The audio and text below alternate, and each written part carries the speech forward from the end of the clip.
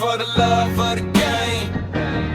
Taking them all to the Welcome to another episode of For the Love of the Game. Today, I call this episode The Future. Amen. I call this episode The Future. Today we have, I'm calling it early, the best young coach in Richmond, Virginia that's under 30. Amen. I think he's still under 30. I think he might still be. Thank you for letting me have it. Thank you. Amen. So the best young coach in Richmond, Virginia, under 34 at the very least. Amen. And I wanted y'all to know him. I wanted y'all to meet him.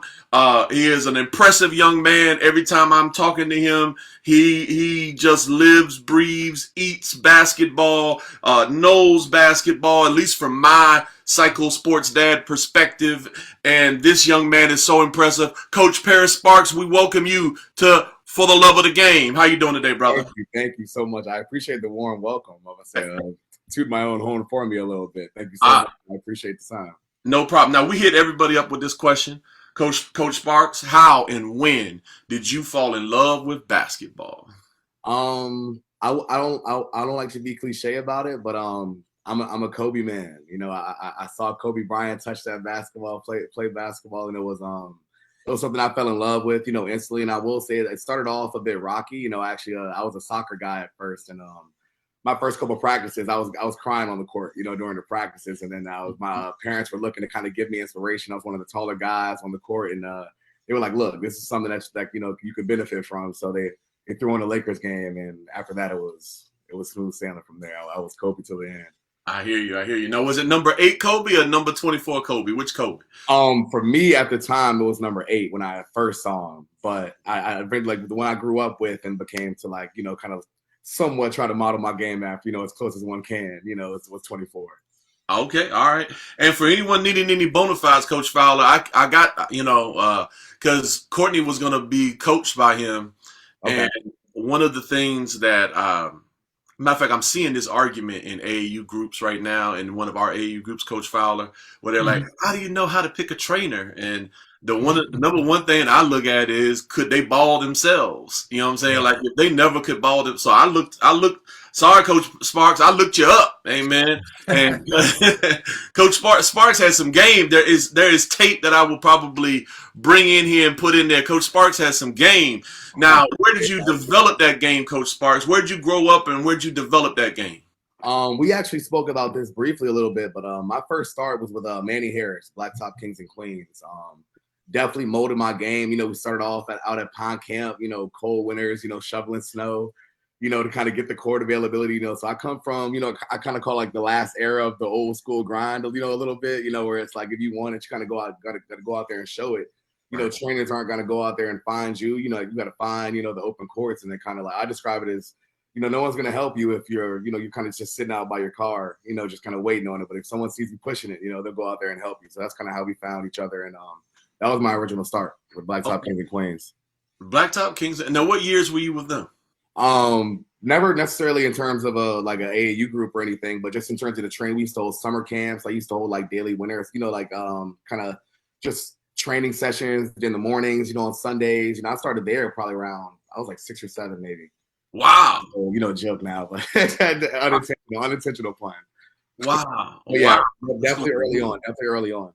Wow. Now, how long did you train with him? For how many years? I trained with him pretty much ongoing, I would say, all the way through my high school career, just kind of as much as I could, sparingly as, in my high school years as well. I was in North Carolina and Florida, just for, in my different schools I was playing at. But originally, whenever I was in Richmond, I was with Blacktop Kings and Queens, and I scaled out, as time goes on. But he's always been at the core of everything. Okay, cool.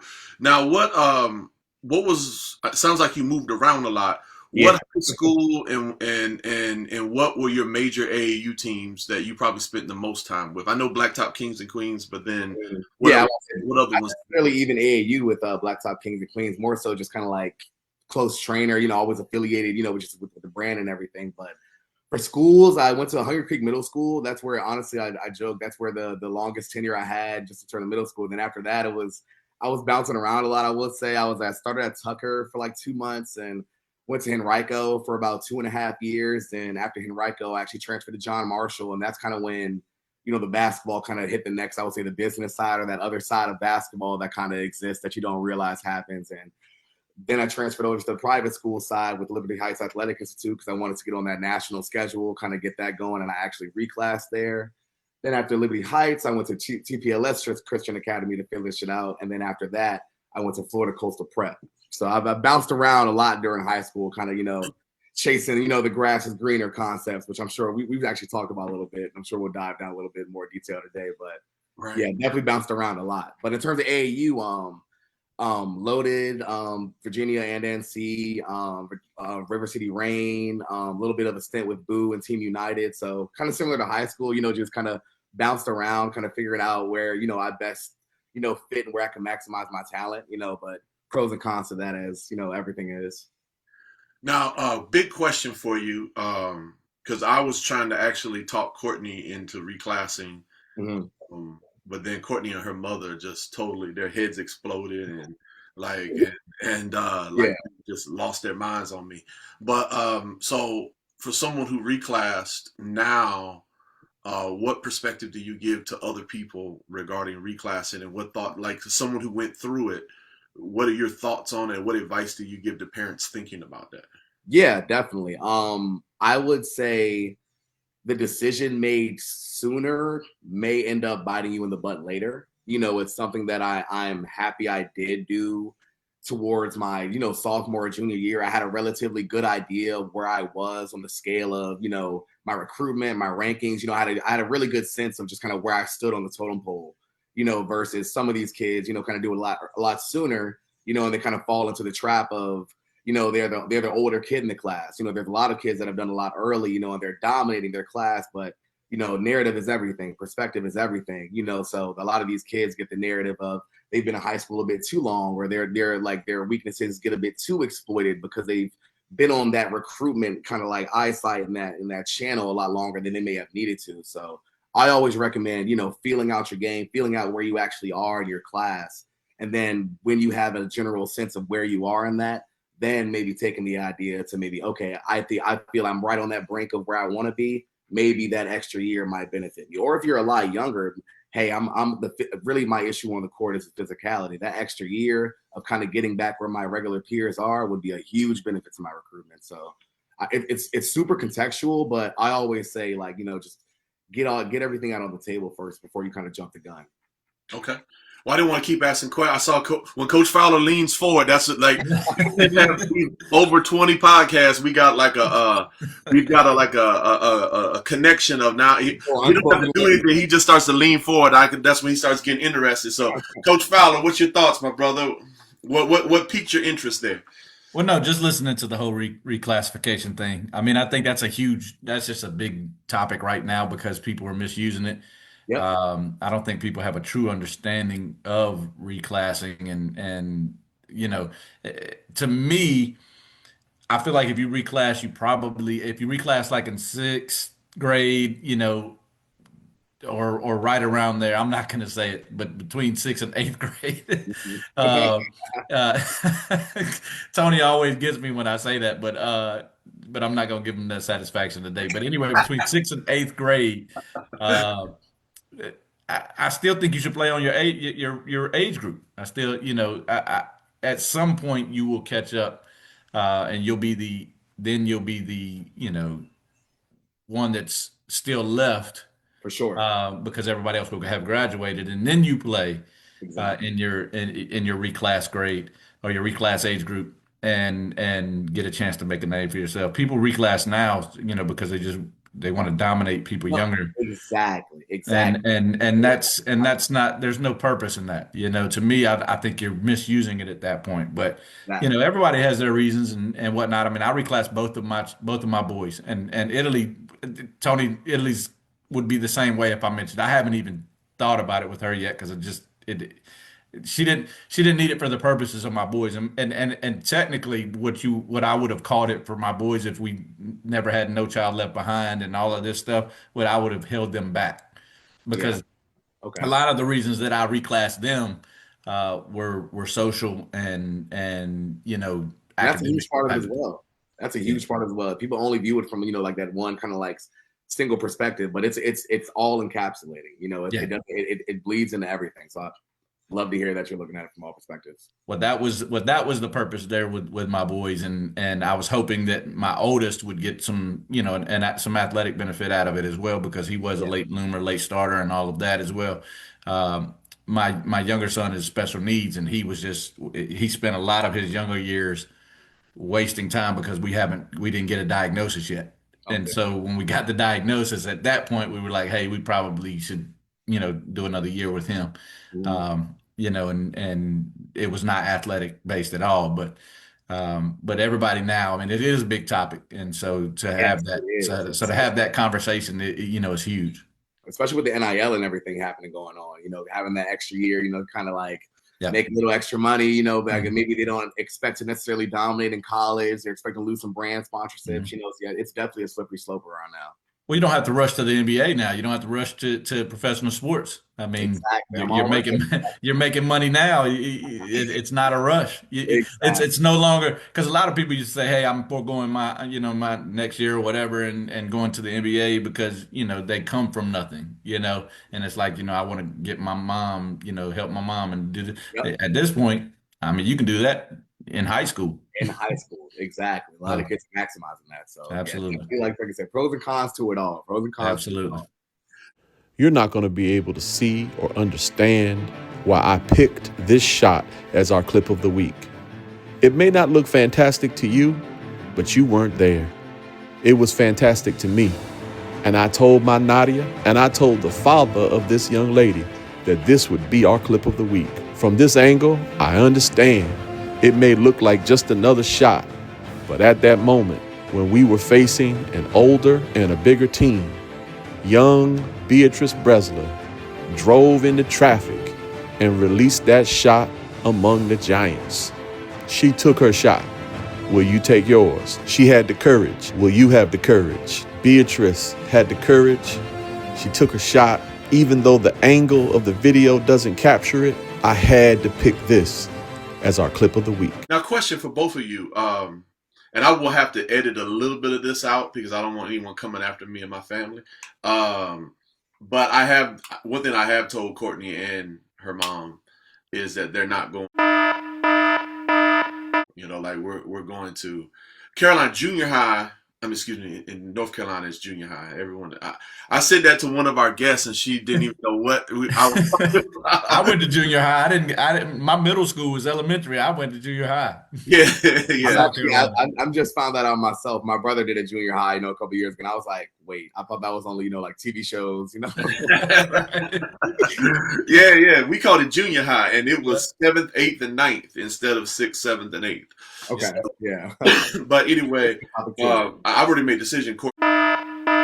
I want to put her for NIL purposes as well. Yeah. And then also, because if you think about it, if you put her in one of the bigger schools, then that's more kids that are going to hear her name over the intercom and hear her name at games or whatever else. So my question is, if you had to pick how I'm going to do that, I even gave my wife that assignment because I don't know all the school stuff, but whether we have to move or we got to buy an apartment or buy I don't know what I got to do, but I'm going to do a lot of different options in it. Yeah. So, but both of y'all y'all know the Richmond area a whole lot better than I do. If you had to put your little girl in a high school in the Richmond area, which one which one do you think would be the best option to kind of get the most shine? On the women's side, I'm a huge fan of Stewart, and I will say my time on the women's side has been brief, as we, you know, discussed a little bit. But from what I've seen, you know, like Stewart has a beautiful program, and that's more so inside the high school level. What I look for and what I, you know, prioritize is what does the actual program look like? You know, the devil's in the details. You know, so I appreciate people who are able to have great programs inside of. Sometimes the record is 500. Sometimes you're a state champion. Sometimes you have a losing record, you know, but you can have great programs inside all three of those seasons, you know, and that's still more so what I've seen inside of Stewart. And I've had some familiarity with Kara and her over here at Rocket, you know, so I'm a huge fan of her as well and just some of her principles. So right now, Stewart just kind of has my eye, you know, in terms of when I'm looking at the Richmond area on the women's side. And on the men's side, I've actually been a bit tapped out of the men's side of it. I've been more in the North Carolina and Florida, so I don't want to throw any names out, without any, kind of like firm any ideas. But coming from John Marshall, I've heard John Marshall has made the transition to Petersburg. So that's still over there. That transfer to Petersburg. I hear they have a great technology program or whatever. You're right. I was just get him Ty White and his staff. So they made that transition, and I'm sure they're doing great things over there as well. Amen. Well, if they can move a whole team, I can move my baby. So I know that's right. So, what are your thoughts about? I think you've been thinking about Stewart School as well, Coach Fowler, huh? Didn't that bring that's one of the two finalists right now for Italy. I mean, if we come to Richmond, we're going to Stewart. I mean, Coach Kerr is amazing. Yes. We've been able to watch. We've been able to watch how she runs her program. We came in and she invited us in to come, watch practice games, and she runs her program like a college program. And so by far, Stewart School is right now would be, the to me the best program in Richmond. And you ain't got to necessarily, I'm not gonna they'll win a state championship every year, but if you're looking to get prepared for what's next, Exactly. it looks like Coach Carrot, what Coach Carrot's got going on over there is the best. So Exactly. Stewart School for me in Richmond would definitely be that's our number one choice if we end up in Richmond. Okay, all right.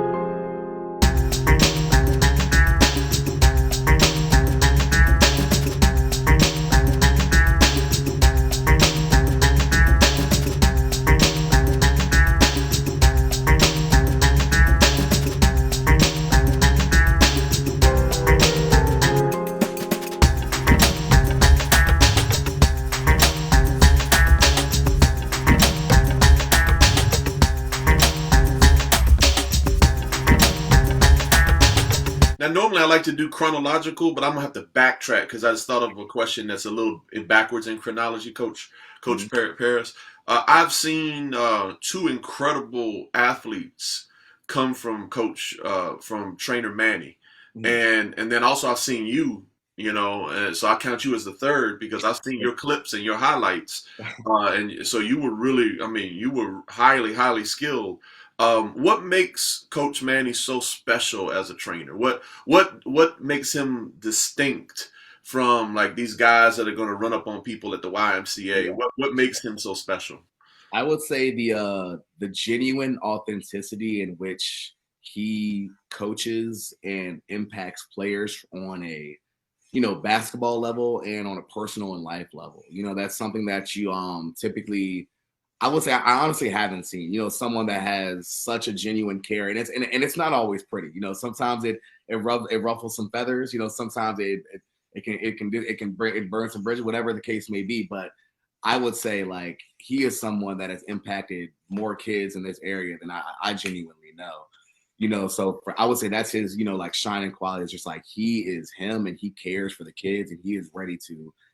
He is the first one. He's the one on the front lines for you. The same. He's in the trenches with you. He's running the mile with you. He's out there.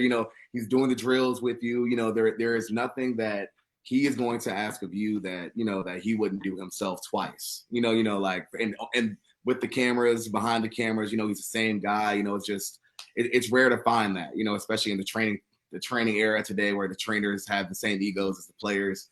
It's unfortunate sometimes, that when the cameras are on and when the cameras are off, getting those two different personalities and two different, types of care. So I would say just, the authentic and genuine care he has for the kids. Amen. That's what I hear as well. He keeps it real. Keeps it real.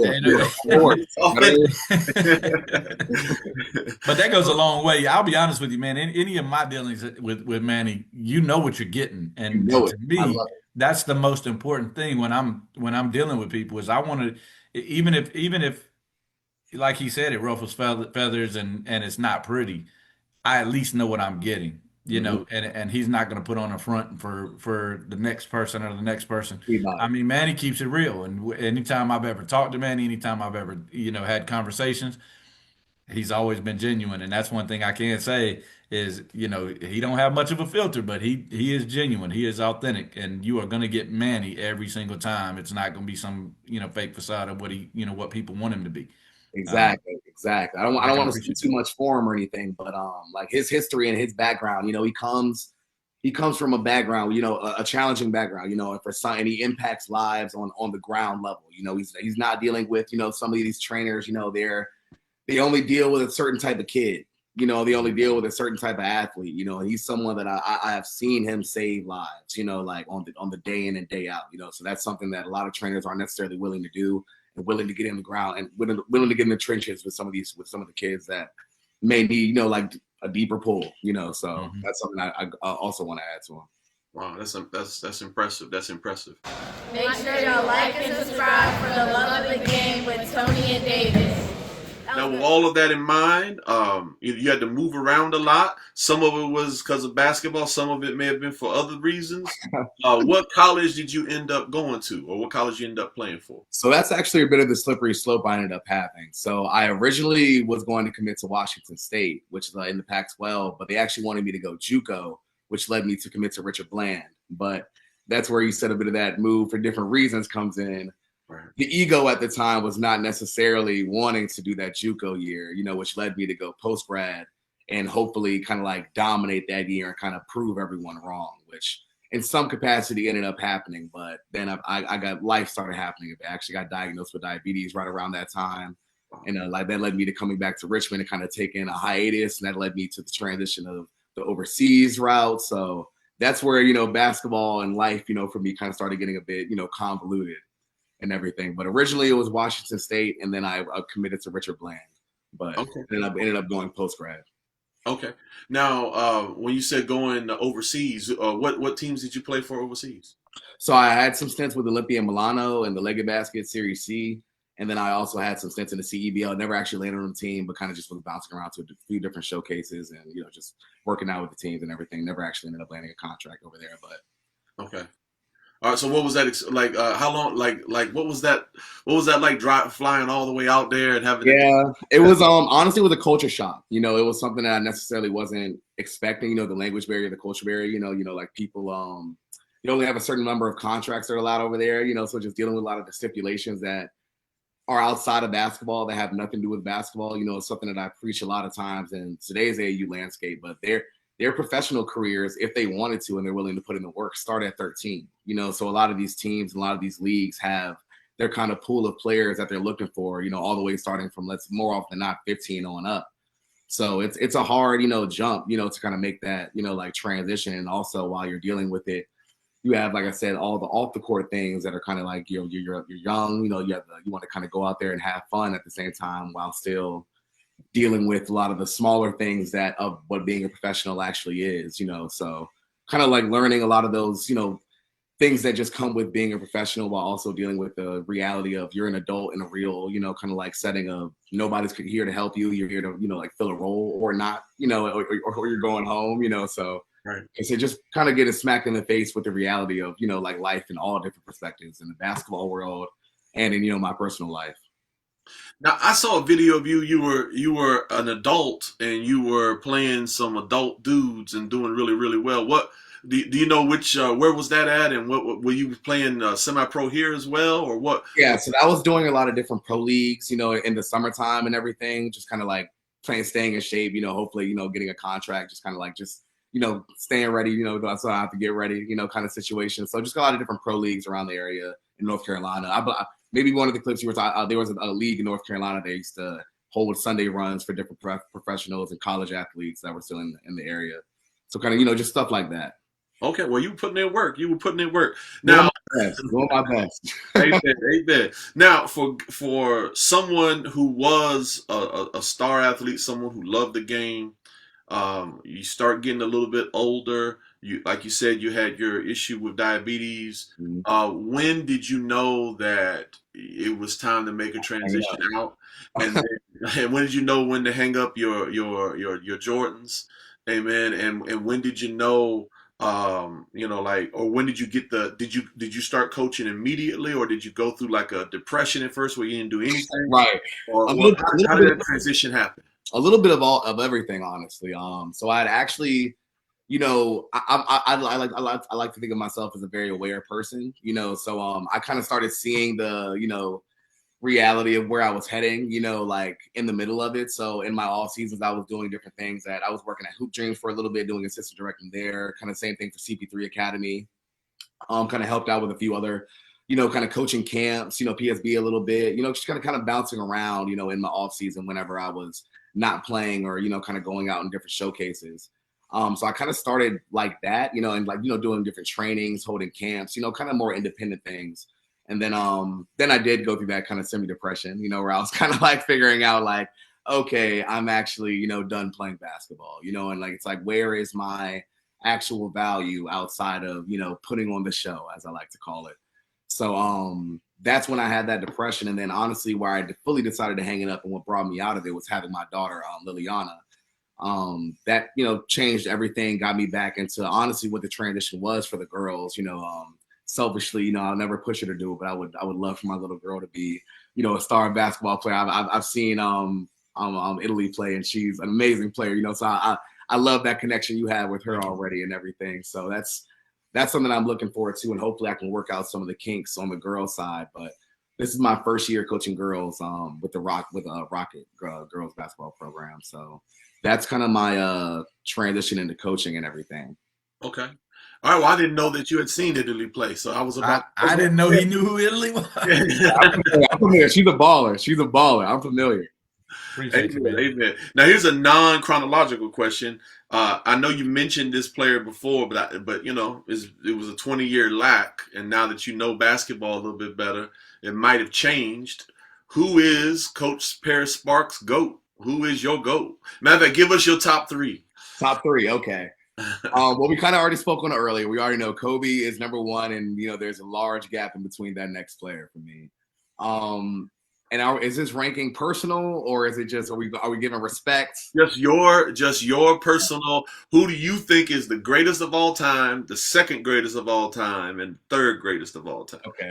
Well, And based on this answer, this podcast might cut off. I was like, he's wait. And that's for the beginning podcast. So at number two, personally, this is a bit contradicting for the green and yellow, but I'm gonna go the guy that was kicking that man's butt. I'm gonna go Larry Bird. Oh wow! Okay. All right. That's respectful. Hey, I respect that. Not my pick, but I respect. For sure. And this is definitely gonna upset him a bit, but I unfortunately cannot deny the insurmountable greatness of LeBron James. Oh, cut it off. Actually, I know both of y'all are the biggest fans of LeBron. Oh my goodness! I knew I was going to ruffle some feathers on that one. But Coach Fowler, worse than that, he's the world's biggest Drake fan as well. So yeah. Now he might walk off the podcast if I say anything bad about Drake. So okay. Well, listen, every now and then Drake does come with something real good. So I'll give him every now and then. Hey, I'm not supposed to, as a preacher, I ain't supposed to listen to secular music, but whenever I'm about to go to sleep and like when I'm driving and I need to stay awake, I go and put on nonstop. You know what I'm saying? I think it's called nonstop. Yeah. It's like one of his more masculine songs. No, I'm just playing. I'm sorry. Oh no, I'm just playing, man. I'm just playing. Hey, Drake is the greatest female rapper of all time. I'm just playing. No, see, I just lost a friend there. The Coach Fowler, you don't know. Now you get ready to cut the podcast off. But no. He's definitely a great entertainer. He's a great entertainer. Amen. And Coach Fowler, that shows you Coach Paris's his loyalty, because he stuck with him in the midst of all the Kendrick drama and all this other stuff. He stuck with him and rolled. Me too, because I'm actually a huge Kendrick guy. Like it was the most split I've ever been, because everyone knows me as a Drake guy, but I love them both virtually equally. So it was terrible to be known as a Drake guy, but also knowing that my boy is doing some damage to him, doing some damage. So Now, another non-chronological question is, who is your favorite coach? Like, if you know the person that you kind of, for me, it's Coach Wooden. You know, for Coach Fowler, it's Coach Bobby Knight. Who's your guy that is like your ideal coach when you coach? That's the guy that you or the girl that you think is kind of like you pattern yourself after. If I can cheat and give a bit of a hybrid and give two answers, Sure. I'm a huge Gino guy. Okay. Gino is a standard for me in terms of adapting through the times and of basketball, while still being able to, be yourself in your regimes. But also I'm sure you all have seen me. I don't know if you've seen me Coach David, but I'm a Pat Riley guy. I'm a fiery coach. I care, but I like the style of it. I'm a theater kid. I like the show. I think we're out there to, in some ways we're all performing at all times, so it's something I appreciate going out there and putting on a show, and being out there with my girls, and with my roster, and just being able to challenge them and push them. And those are my two that I kind of like to balance and take the most from, I would say. So Okay. Tony, it seems like he might be leaning a little bit more my way with the two that Yeah. he named. You know what I'm saying? Yeah, but here's the thing, though. He's very nice. Like he gets loud, but I love Bobby Knight. he never gets nasty. You know what I'm saying? So, Exactly. I mean, I'll be honest. I don't like the Bobby Knight putting hands on people and whatnot, but right. I mean, I like the fire, man. I like that. I like the passion. I like him. You know, I like the accountability piece. I like all of that. And so I mean that's really where that comes from. I mean that my me liking Bobby Knight has nothing to do with the physical parts of it, where he where he throws chairs and he grabs people. Yeah, And, the antics. that all that stuff is itself. But I mean he keeps it real. He holds people accountable. And he's fired up. I mean, Yep. so He is. that's Yes, the he Bobby is. Knight. That's what I like about Bobby Knight. Amen.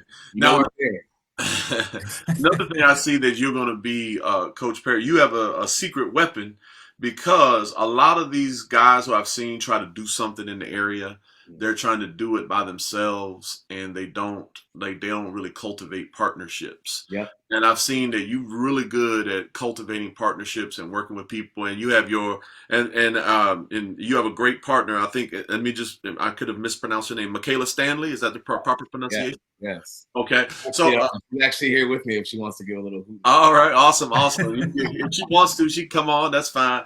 But you have a great partner in Makayla Stanley, a great business partner in Makayla Stanley. How did you all connect, and then also like how did y'all find each other in this basketball world?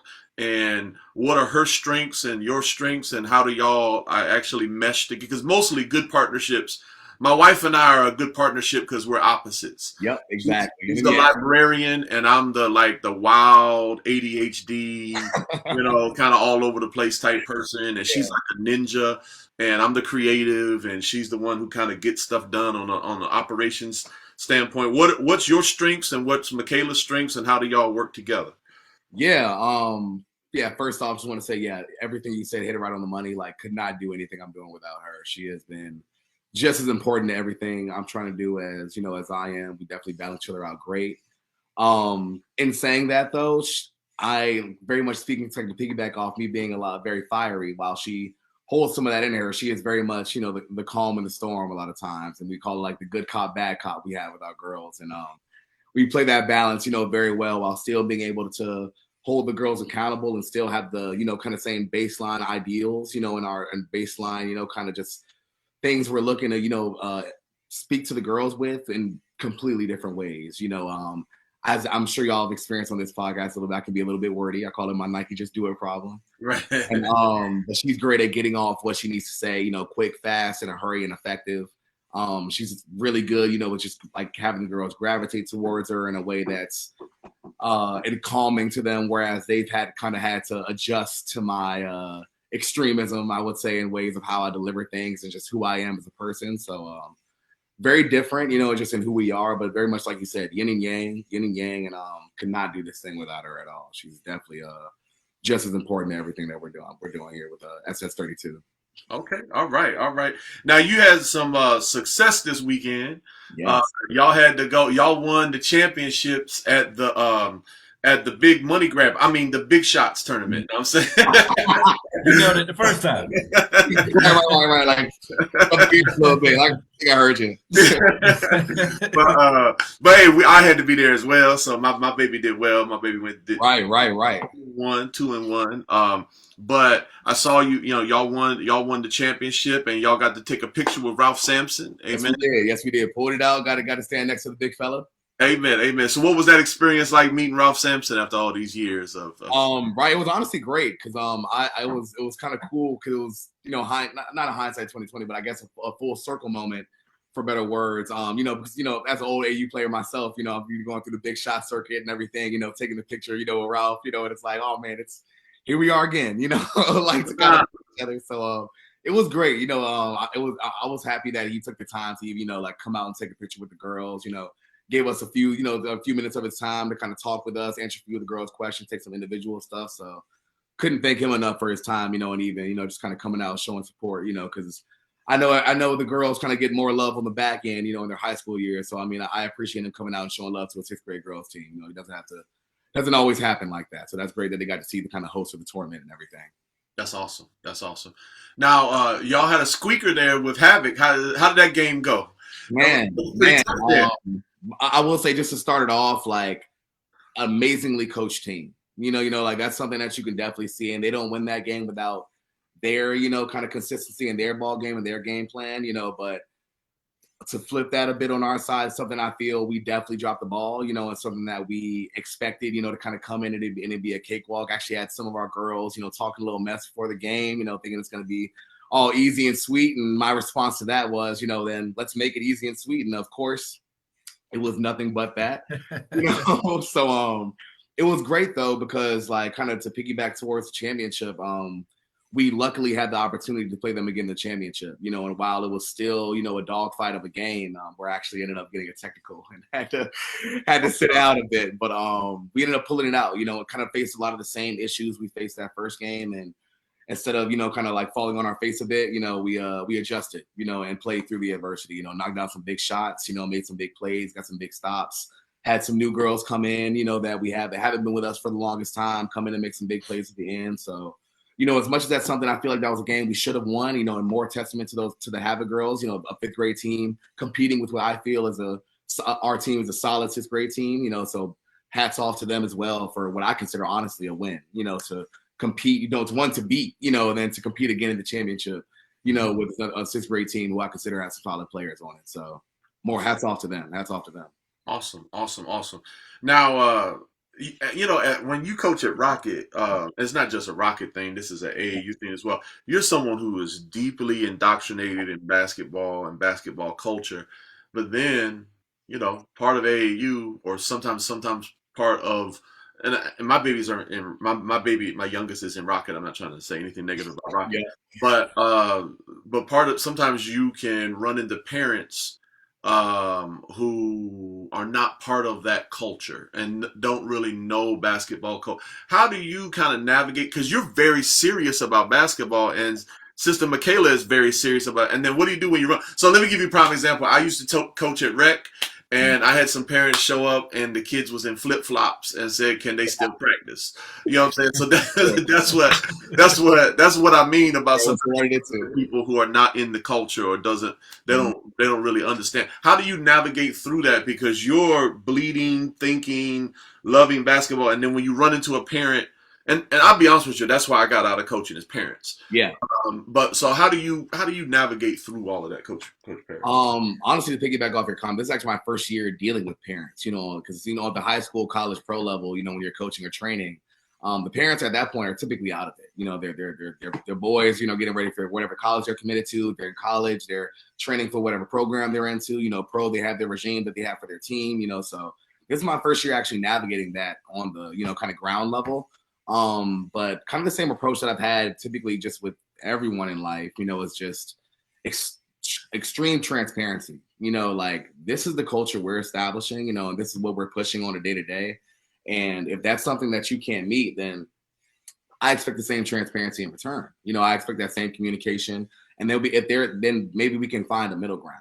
But what I can't do, is have this lack of communication or this kind of like I'm just implementing something. You just kind of have to adjust based on the environment. You just gotta kind of figure it out. It's like no, I'll come all the way back down to level 1 if I got to meet you at level 1, and we'll bring you back up. At whatever pace you see fit. And fortunately, we're at the age where that can be prioritized, like that kind of time and care. And unfortunately, it does come to a point, when you get to the 8th, 9th, 10th grade, 10th, 11th grade, where you have to unfortunately decide, is this maybe the route that's best for me, but for right now in 6th grade AAU, for the girls that I'm dealing with, like we're trying to pull them up to the habits that they're saying they want to be at.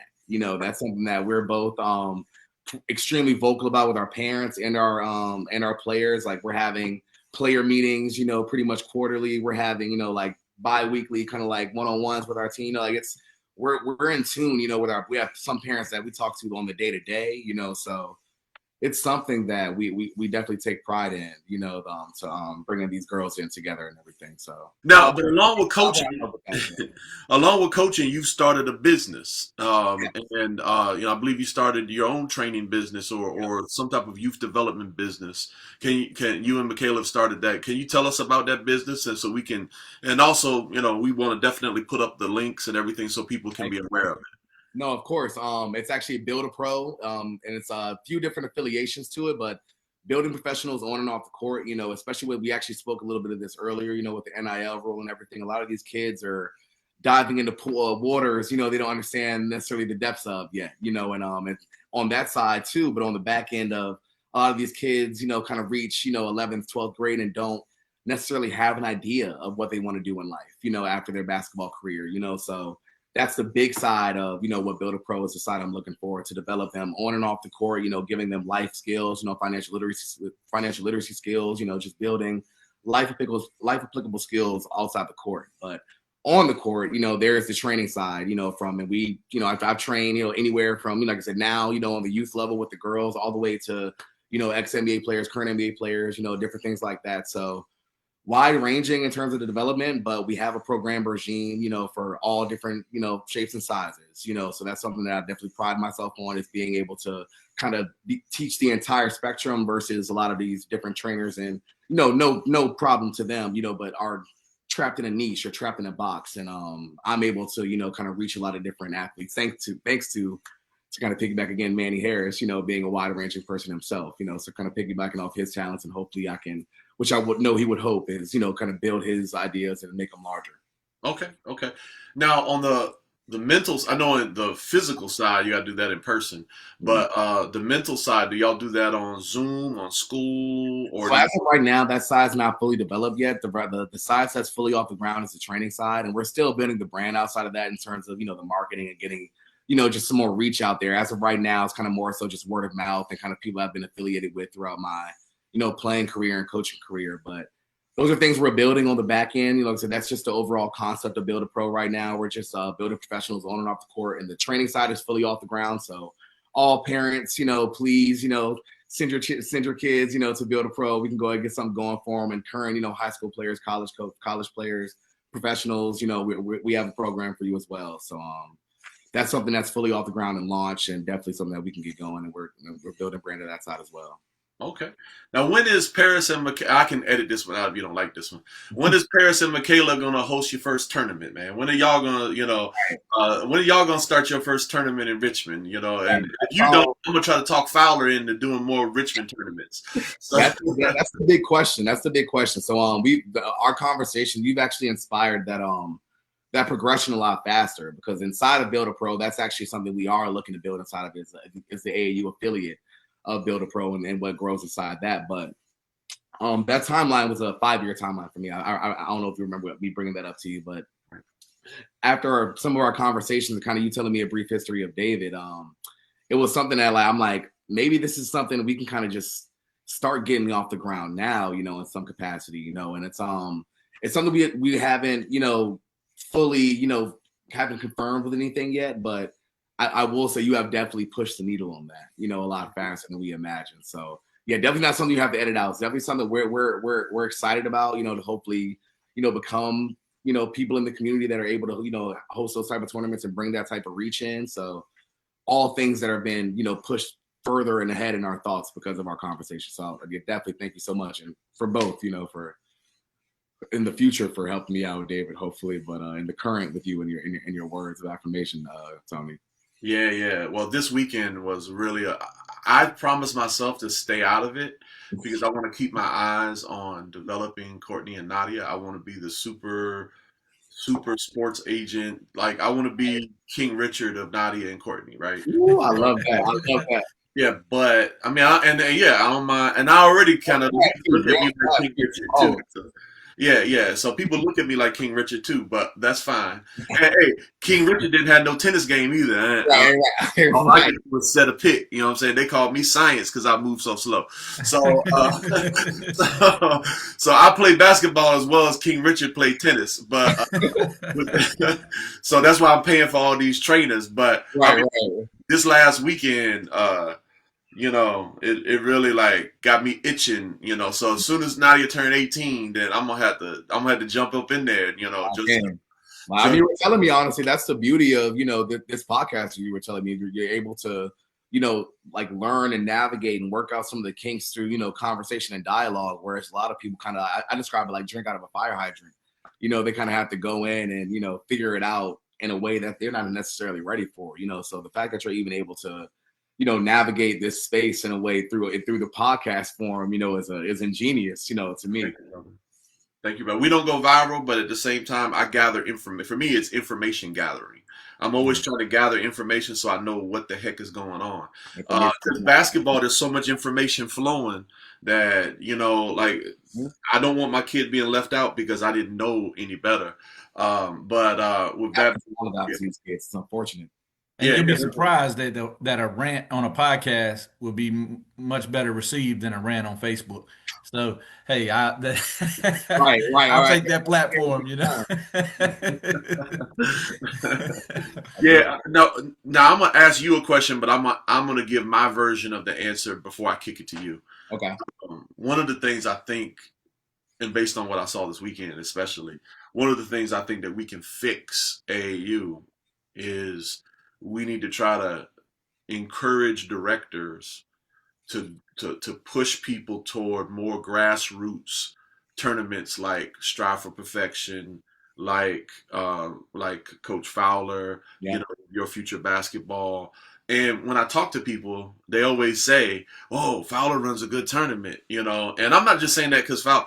I'll be straight up. I'll be fully transparent. What I'm saying, it really ain't got nothing to do with Fowler. It has to do. I'll be honest with you, because if Fowler didn't have a good if he ran a stinky product, I would just kind of be kind of quiet about it, and hide him in the corner. Yeah. But for me, it's about the parents. You know what I'm saying? Like it's about the parents when they're spending money, and them not getting taken advantage of and not getting run up in. So that's one of the things that I would try to encourage directors to kind of be careful how they navigate regarding what tournaments they choose to expose. Because in the end, especially a lot of these parents, they don't know. They just going with wherever the tournament is going. You know what I'm saying? They go wherever the team is going, so they don't know. And I think the directors have to kind of steer the program toward people who are not going to go and run up into parents. You see what I'm saying? So that's something that I believe needs to be fixed in the AAU. If Paris Sparks hits the lottery, $20 million, okay? $20 million. You got $20 million in the bank. You got the power. You got, because money is power. What do you think is broken about AAU, and what are you trying to fix?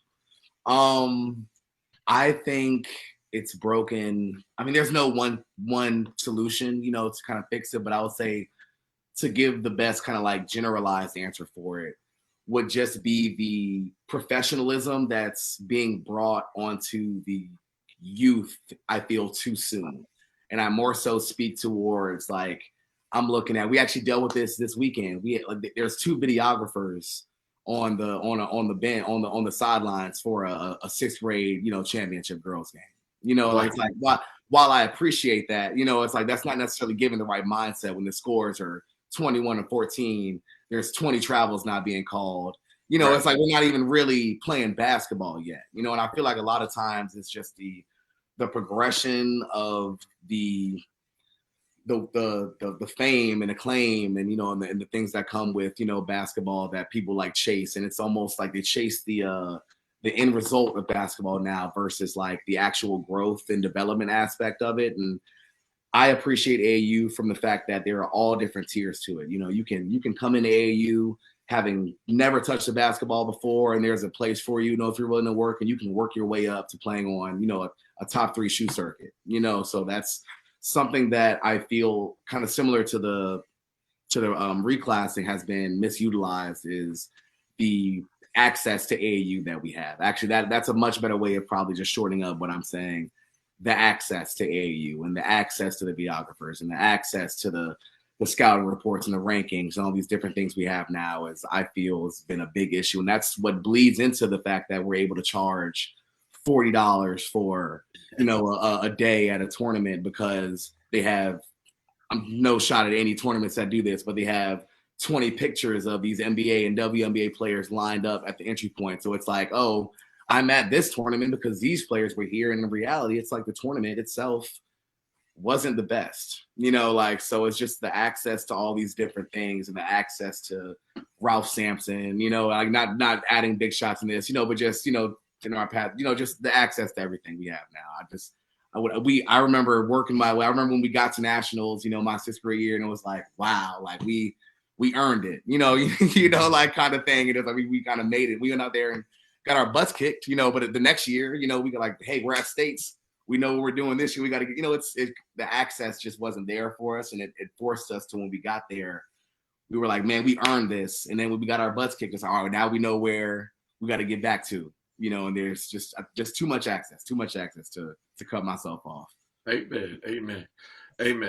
So Coach Fowler, as we close, before I go back to Coach Paris Sparks, what are your thoughts on all the things you're hearing here, and what advice, you're on the other side of this, because Coach Fowler's coached all kind of different levels. He coached the AAU team when he was like 19, I think, or something. 22. My first AAU team was 16, man. 16. Wow. We didn't have a team my age. Yeah. And so I had access to some 12-year-old guys through the YMCA, and AAU was just starting to become a thing around our area. And it was more of like a YMCA all-star team, because it was a bunch of kids right there in town. And it grew from there. But yeah, I've just always allowed myself to be motivated by other people. I honestly feel like what's for me is for me, and what's for somebody else is for them. And I was just talking to my team this weekend, and it was, they are impressed about how I treat everybody on the road, when we travel together, and how I take care of everybody and whatnot. And it's because I want everybody to win. You don't have to lose for me to win. And so, I mean, that's really what I've stuck to through my whole journey. And anytime I've ever caught myself trying to compete, I've always been humble, and so, I always look at it as, God has for me what he has for me, and so I always look at it that way, and try not to compete. I do have a very strong disdain for big shots. And it's not because I'm competing with big shots, because I don't feel like I'm competing with big shots, because I don't want to be them. Yeah. I don't want to disrespect the game of basketball the way that they do. I'm starting to learn to dislike, made hoops and some of these other things that my daughter's playing on now, because I'm starting to learn how much they disrespect the game as well. Yeah. I do what I do for the love of the game. I caught myself not coaching and wanting to still be attached to basketball, and how can I still be involved in the game? And yes, I make money off of what I do. I mean, I do make money, and I make a nice amount, and I'm not going to deny that. Like, but I shouldn't be ashamed of that because of the amount of work that I put in and what I try to offer. You'll never catch me trying to capitalize off of other people's name. If I'm capitalizing off my own name and my own work, body of work and what I do, and what I'm offering. And, so I mean, that's just if I have to give advice with you trying to build what you're building, is allow people to motivate you and not try to compete with them. If you see somebody doing well, that's motivation. You see somebody doing something, that's motivation. And that's just kind of where I've been. We had 2 weeks ago, we had uh, my media team, which now I call them, my team. I don't even call them media team anymore because, I start looking at them now more as brothers than partners or whatever.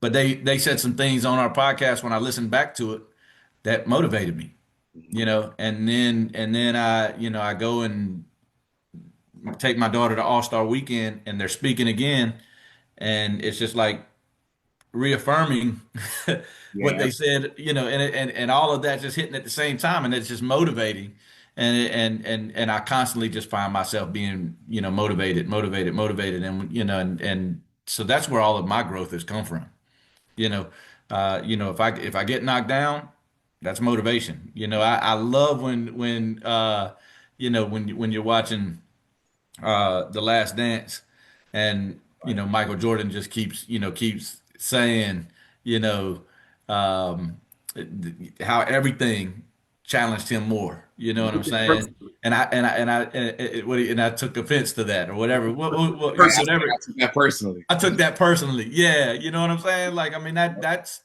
how I look at things, Yeah, and so I mean, I just constantly find myself being motivated over and over again, by by things like that and by people, for sure. and I stay away from I'm competing with you.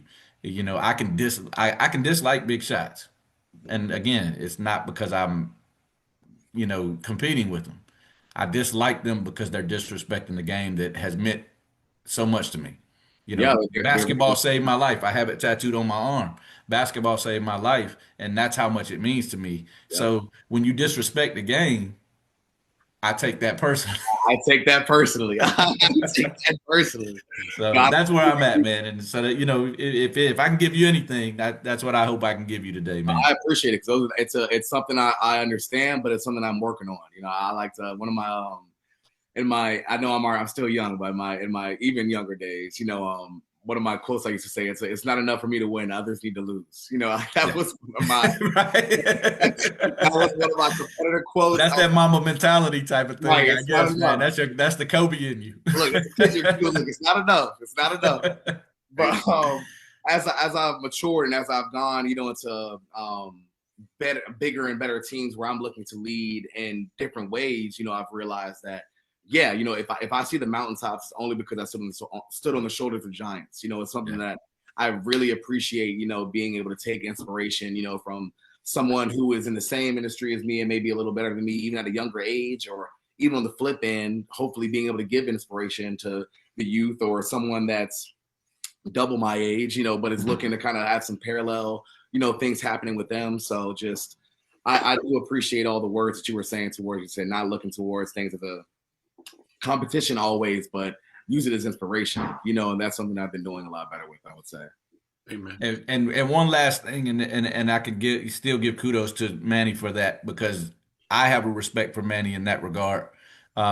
Is being authentic, and being yourself, being genuine to who you are, because that's another thing. Even as a teacher, whenever kids can relate to me. The kids at school can't believe that they have a teacher that wears diamond study Right. rings and Yep. wears this cross chain and Uh-huh. talks the way I talk sometimes as an English teacher Yep. and walks the way I walk sometimes. So I stay authentic no matter who's in the room. I don't really change who I am based off of who's in the room with me, Yep. and I think that goes a long way. Of course, I probably say, around Tony, I say a lot less curse words. Right. But I stay true to myself, even though I say a lot less curse words around Tony than I would around somebody else possibly. But Hey, but Coach Fowler, I'm gonna buy the URL because I just heard you just made up a whole new word. You said authentic. Yeah. I might have a t-shirt. Authentic. Listen, my brain was working faster than it worked, you know what I'm saying? Like I'm trying. I'm thinking it faster than I can say it. You know. Amen. Now I got two shots that I want to share. You know, this is more for our audience. Anyone who waited this long and waited toward the end of this.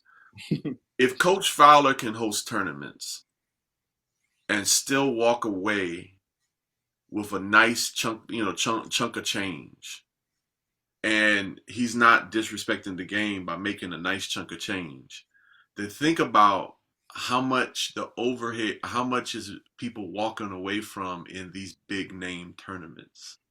I did the math. Just think about how much hundreds and thousands of dollars, and the surcharges, and think about, and I want the audience to think about why I'm kind of, and Coach Paris, just let's put out a disclaimer for anyone listening. This is not, y'all don't put, Coach Paris is young, don't put it on him. This is me and Coach Fowler, amen. But thank you. I'll do my burden as I age. I'll do my burden. But it's just something for the audience to think about, is that, you know, there's nothing wrong with making money. Coach Fowler's making money off of tournaments. You see what I'm saying? But when you're making so much money, and when when I saw this weekend a family of 4 go in and spend like $120, you know, for the weekend, you know, and you know that's paying for somebody's boat. That's paying for, you know, like that's paying for a brand new house in Richmond. You know what I'm saying? And they don't hide it. Yeah. They post it. They put it on their social media and rub it in. Look what y'all bought me. Yeah. So yeah, so that's where I think, you know, that's why I'm just pleading for any director who listens, you know, because we have a small audience, but the directors, I think, at least 3 directors, I think, tune in, that for them to think about like where they're sending their AAU families to, you know. So with that being said, we're you know, I'm off of that kick.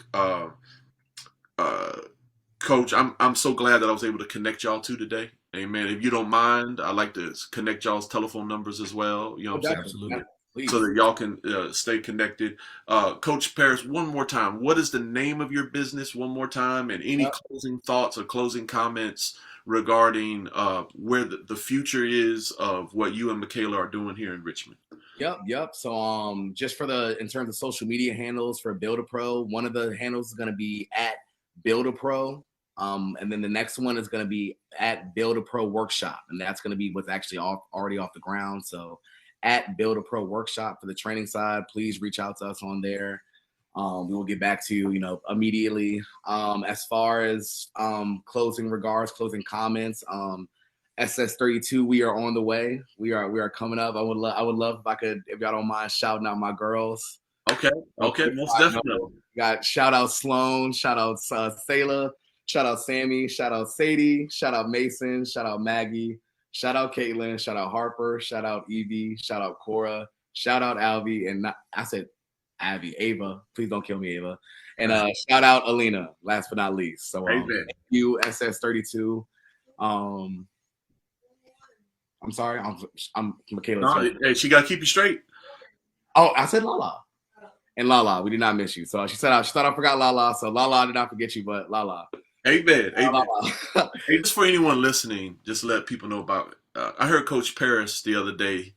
One of the reasons why he could not meet the first time, and I want our parents to hear this, is that he was helping young kids like with some of their academic homework and stuff. Amen. I don't hear too many A's. Makayla too. She's leading that. Yeah. Shout out both. Well, Makayla's doing it because we want the kids to pass. No, I'm just playing. but I just share that because I've been I don't have 20 years like Fowler and Paris does, but I will say this. I've been doing this for a little while, since 2023, and I've never heard of an AAU coach doing that before. Normally AAU coaches, matter of fact, I've sent some AAU coaches my kids' good grades, and they're like, oh, that's nice, Right. So because typically it's all about what the kid is doing on the court for the team. But Coach Paris understands what's from a broader perspective, what's important. And that's one of the reasons why I wanted to bring you on this podcast, so that Virginia, even though it might be 50, 60, 70 people, because I am going to try to, I don't make the time all the time to chop it up and chop up the clips and put it out there. But I will this time, because I want more people to know about what you're doing. We really appreciate you. Thank you. I think I appreciate what you're doing. I appreciate the fact that you truly do have for the love of the game. You are doing this for the love of the game, because trust me, I know you ain't getting rich off it, not yet. You know what I'm saying? Yeah, not yet, right? Yeah, and gotta earn it. Gotta get a good few years in to get Coach David level. Yeah. I ain't getting rich. You talking about them Snyders. So, but we really appreciate you. We appreciate all that you're doing for basketball and all that you're doing for Rocket. And we just really, we really, even though Courtney couldn't make your team, I really thank you. I'm thankful that you're out there doing and putting in the good work. For sure. You know, we wanted him more than anything. We wanted more than anything. It didn't work out. It didn't work out. I want to give you y'all's flowers too, because like what you all are doing is amazing, for the culture of the game. It's not always easy, showing up when, you're not getting the viewership that you want, and that you deserve, So like the culture appreciates, the groundwork that you all are laying right now. So thank you both as well for your time. Amen. I appreciate you, brother. Well, before my kids graduate, we'll get to them 1,000 subs. So right. Many more than that. Many more. Yes. Thanks again, Coach Paris. We appreciate you, brother. Likewise. Thank you. And this and for our audience, don't be swagger jacking my word authentic. I'm filing for trademark tomorrow. I already bought the URL. We locked in already. Don't even yeah, brother took authentic and autistic, and he made a brand new. Authentic, man. Made one. That's all I be that. Oh man, hey, if the rappers can do it, Coach Fowler can do it. Right. I think it's a pretty cool word, actually. I mean, it's better than authentic. I'm gonna bring it in my practice today. Amen. Hey, well, you should see. I don't know if you've seen it. Coach Fowler came up with the dopest marketing plan for his daughter. Have you seen it yet? I have not.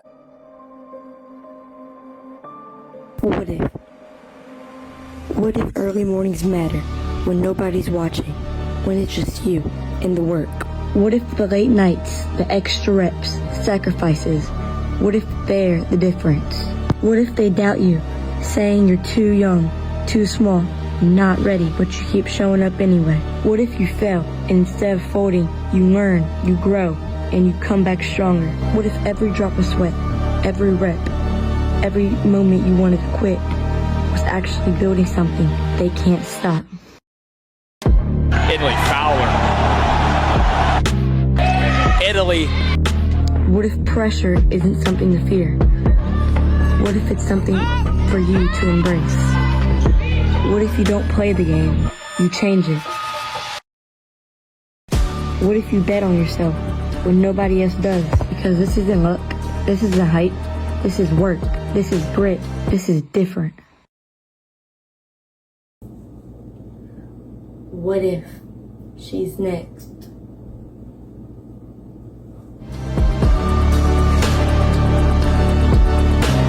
Oh, wait, I don't even want to go. Well, matter of fact, I'll play it right now.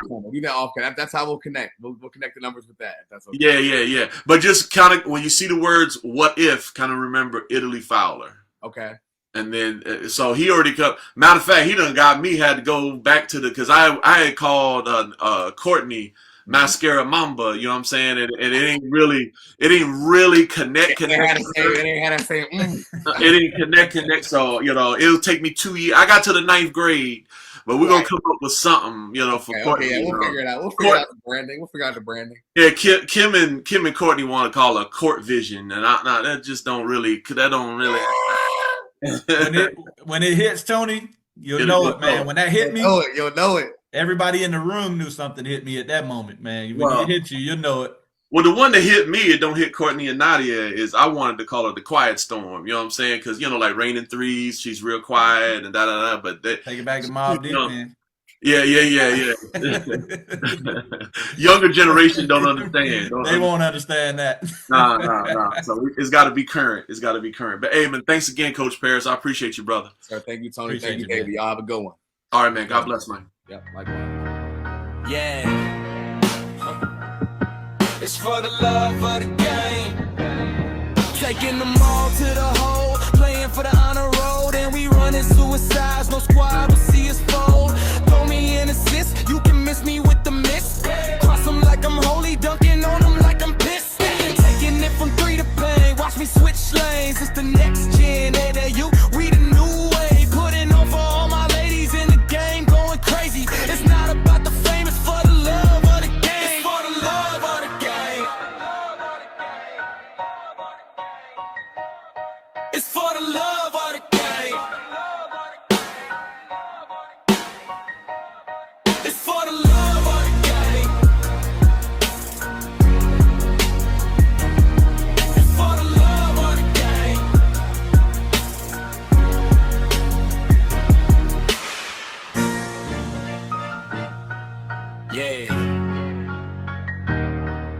Yeah. It's for the love of the game. Taking them all to the hole. Playing for the honor road. And we running suicides. No squad will